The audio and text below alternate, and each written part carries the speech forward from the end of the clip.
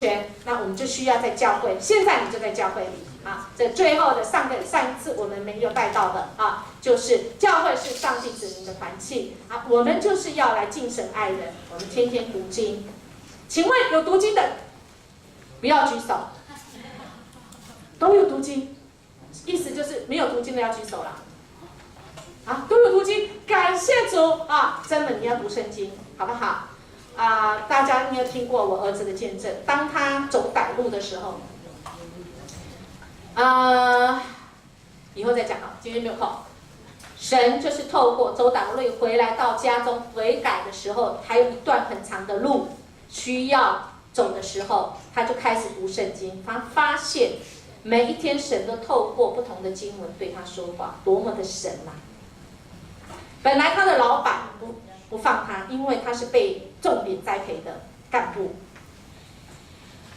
可是神透过话语，每一天只读一点点，都对他说话，所以他后来彻底的跟他在那个有组织的老板说拜拜。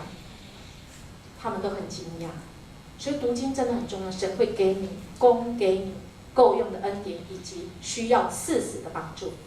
祷告更不用讲，神会对你来说话。殷勤的聚会就是我们现在咯，我们都在这里聚会，为什么？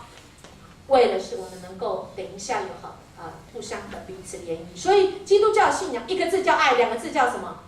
关系呀，团契。三个字叫做什么？三个字叫什么？好神爱你，这重要啊！四个字叫什么？彼此相爱，好不好好，所以呢，还有这个我们在教会里面，我们要乐意奉献。我们基督徒一个本分，我们奉献不是给神，不是神很穷5块、10块、100块你扣，不是啊，我们是因为回应神的爱。因为我们都是从神来的，我们回应神我们透过这个，我们的账都很清楚我们最近不是慈济吗？真的，你们都可以来查账。我们有和会手册1整本我们都是公开的好，所以我们是透过这个来帮助许多的人。所以我们教会有做社区服务的工作，还有我们要领人归主我们不是做业绩嘛，绝对不是，而是我们真的心疼那些没有得着福音的人。万一下1秒钟他就死了，他就没机会。至少耶稣再来之前，他是没有机会。圣经是这样讲。